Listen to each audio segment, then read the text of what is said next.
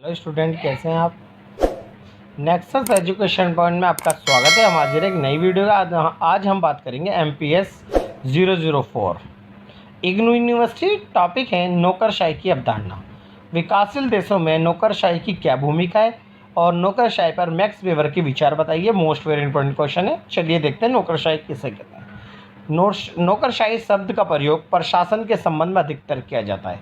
नौकरशाही के द्वारा लोक सेवाओं को व्यवहारिक जीवन के संबंध में प्रकट किया जाता है, क्योंकि लोक प्रशासन में प्रत्येक सरकारी कर्मचारी व अधिकारी अपने कर्तव्यों का पालन न करते हुए एक विशेष प्रकार का आचरण करते हैं। इसे ही नौकरशाही कहते हैं। तो बच्चों, अगर सामान्य तौर पर अगर मैं बात करूं कि नौकरशाही कैसे होता है, नौकरशाही का मतलब होता है किसी प्रशासन में काम करने वाले कर्मचारी और अधिकारी के समूहों को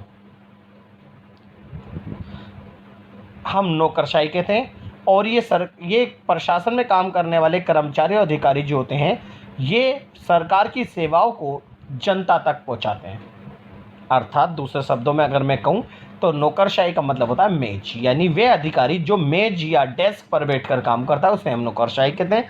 और नौकरशाही जो होता है वो अपने कर्तव्यों का पालन ही नहीं बल्कि अपने आचरण भी करते हैं। विशेष प्रकार का आचरण करके वो जनता को सेवा देते हैं। नौकरशाही शब्द का प्रयोग सर्वप्रथम फ्रांसीसी विचारक डिगार ने किया। उसने इस शब्द का प्रयोग एक शिकायत के रूप में किया, क्योंकि सरकारी कर्मचारियों का व्यवहार उचित नहीं था, इसलिए उसने नौकरशाही शब्द का प्रयोग किया, अर्थात नौकर का शासन। यानी नौकरशाही को जो डिगार ने बोला कि नौकरशाही नौकर का शासन होता है। चलिए, नौकरशाही का अर्थ क्या होता है मैं आपको बता दूं कि नौकरशाही को अंग्रेजी भाषा में ब्यूरोक्रेसी कहते हैं, जो फ्रांसीसी भाषा के ब्यूरो शब्द से बना है, जिसका अर्थ होता है विभाग। इस प्रकार नौकरशाही विभाग को प्रकट करती है। ब्यूरोक्रेसी का शब्द सरकारी कार्यों का प्रतीक है और इसके द्वारा सरकारी अधिकारियों और कर्मचारियों के मनमर्जीपन को स्पष्ट किया जाता है। तो यहाँ पर नौकरशाही जो होती है वो जो सरकारी कर्मचारी और अधिकारी के समूह होते हैं, जो कि जनता को अपनी सरकार की सेवा पहुँचाते हैं और वो जनता की सेवा करते हैं, उसे ही हम नौकरशाही कहते हैं। और नौकरशाही जो होता है विभागों में होता है। इसलिए अब बात करते हैं मैक्स वेबर क्या कहते हैं नौकरशाही के बारे में। मैक्स वेबर एक अर्थशास्त्री था। उसने सर्वप्रथम नौकरशाही का व्यवस्थित अध्ययन किया। उसने नौकरशाही के आदर्श व्यवहार का वर्णन किया, इसलिए आधुनिक विचारक भी मैक्स वेबर के विचारों से प्रभावित हैं। मैक्स वेबर ने औद्योगिक क्रांति के प्रारंभिक दिनों में प्रबंध प्रणालियों में व्याप्त भाई भतीजावाद, निर्दय आदि के विरुद्ध अपने विचार प्रकट करें। क्योंकि आपको बता दूं कि औद्योगिक क्रांति से पूर्व में अगर मैं बात करता हूं तो प्रशासन के अंदर पहले क्या होता था, सरकारी कर्मचारी भाई भतीजावाद बहुत ज़्यादा था। कि जैसे कि सरकारी कर्मचारी अपने भाई भतीजे को ही नौकरी पर लगवा लेते थे और अपने ही भाई भतीजे या अपने ही सगे संबंधी को सबसे पहले काम करते थे। यानी यहाँ पर जो था, प्रशासन के अंदर जिसकी जान पहचान है उसका काम जल्दी हो जाता था और जिसकी नहीं है तो उसका बाद में होता था। तो बस इसकी बुराई के विरुद्ध इन्होंने आवाज़ उठाई थी।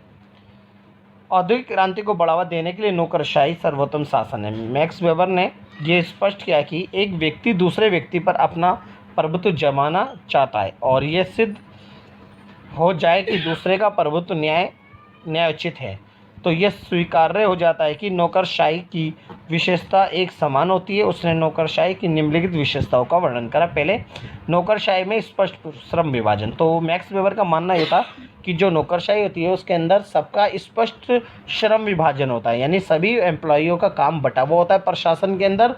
जैसे कि मैनेजर का काम क्या है, पियोन का काम क्या है, कैशियर का काम क्या है, LDC का काम क्या है, UDC का काम क्या है, सचिव का क्या काम है। मतलब प्रशासन के अंदर जितने भी अधिकारी नीचे निम्न स्तर से लेकर उच्च स्तर तक जो होते हैं, सबका काम यानी उन सब में काम यानी श्रम का विभाजन होता है। दूसरा है निश्चित कार्य पद्धति प्रकृतियाँ, यानी इसके अंतर्गत बोला है कि सभी कर्मचारियों का अपना काम निश्चित होता है और नौकरशाही संगठन में कार्य करने की निश्चित प्रक्रिया होती है, इसलिए समस्त कार्य निर्धारित प्रक्रिया के अनुसार किए जाते हैं तथा सभी निर्णय और प्रक्रिया में स्थिरता बनी रहती है। दूसरा, कार्य पूरा करने की विधि पूर्वक व्यवस्था, कि नौकरशाही के अंदर जो भी कर्मचारियों को काम दिया जाता है वो सभी उस प्रशासन के नियमों के अनुसार उसे काम करना होता है और सारा काम सिस्टमेटिक से यानी नियमों के अनुसार पर होता है और सारा काम विधि पूर्वक किया जाता है। फिर है पद सोपान पद्धति। हर प्रशासन के अंदर पद सोपान पद्धति पाई जाती है। पद सोपान पद्धति से हमारा तात्पर्य ये है कि यानी छोटे अधिकारी से लेकर बड़े अधिकारी के बीच में जो पद यानी जो उनकी पोजीशन होती है, वो पोजीशन नीचे से लेकर ऊपर तक एक पिरामिड के अनुसार होती है। यानी नीचे पहले ऊपर हमारे प्रशासन के अंदर एक मैन हेड होगा, उसके नीचे और अधिकारी होंगे, उसके नीचे बहुत सारे अधिकारी होंगे, उसके नीचे और अधिकारी होंगे। कहने मतलब एक त्रिभुज आकार हमारी पद सोपान पद्धति पाई जाती है। नीचे से ऊपर तक योग्यता के आधार पर आपको पद वितरण किया जाता है। फिर है पद सोपान के लिए योग्यता। आपको जो भी पद मिलता है प्रशासन के अंदर आपकी योग्यता के आधार पर मिलता है। अगर आप कम पढ़े हो तो आपको छोटा पद मिलेगा, ज़्यादा पढ़े हो तो ज़्यादा, उससे ज़्यादा पढ़े हो तो उससे ज़्यादा। यानी हर पद के लिए हर अलग अलग योग्यताएँ चाहिए होती है। अगर आप उस पद सोपान के लिए अगर योग्यता रखते हो तो आपको वो पद प्राप्त हो जाता है। इसलिए पद सोपान के लिए योग्यता अनिवार्य होता है। ये मैक्स वेबर की विशेषता है। वेतन व पेंशन का अधिकार। प्रशासन के अंदर जो सरकारी कर्मचारी और अधिकारी होते हैं उनको वेतन भी मिलता है और उसके साथ साथ रिटायर होने पर पेंशन भी मिलती है और इसके अलावा अतिरिक्त सुविधाएं भी प्रदान की जाती है। फिर व्यक्तिगत संबंधों का अभाव। जो ये बताया जाता है मैक्स वेबर के अनुसार, जो नौकरशाही होती है उसके अंदर व्यक्तिगत संबंधों का अभाव होता है, क्योंकि सभी नौकरशाही यानी कर्मचारी और अधिकारी वो प्रशासन के नियमों के अनुसार काम करते हैं, ना कि व्यक्तिगत। क्योंकि व्यक्तिगत संबंध हमारे औद्योगिक क्रांति से पहले भाई भतीजावाद के रूप में देखने को मिले, लेकिन आज के दौर में, भूमंडलीय के दौर में, यहाँ पर व्यक्तिगत संबंधों का अभाव पाया जाता है। और सभी जो अधिकारी होते हैं सभी, चाहे वो जानने वाला हो चाहे वो ना जानने वाला, सभी के लिए काम एक बराबर करते हैं। फिर आधिकारिक रिकॉर्ड।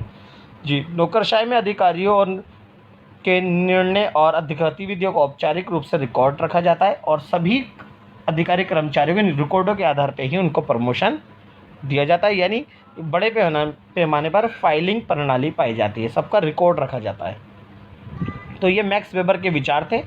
तो विकासशील देशों में नौकरशाही की भूमिका को हमने इस प्रकार पढ़ा। तो आप इसको क्वेश्चन को बहुत अच्छे से कर लीजिएगा। अगर आपको हमारी वीडियो अच्छी लगी तो हमारे चैनल को सब्सक्राइब करें, लाइक कमेंट शेयर करना ना भूलें।